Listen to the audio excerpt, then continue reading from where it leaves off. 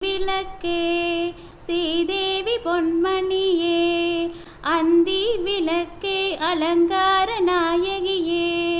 காந்தி விளக்கே காமாட்சி தாயாரே பசும்பொன் விளக்கு வைத்து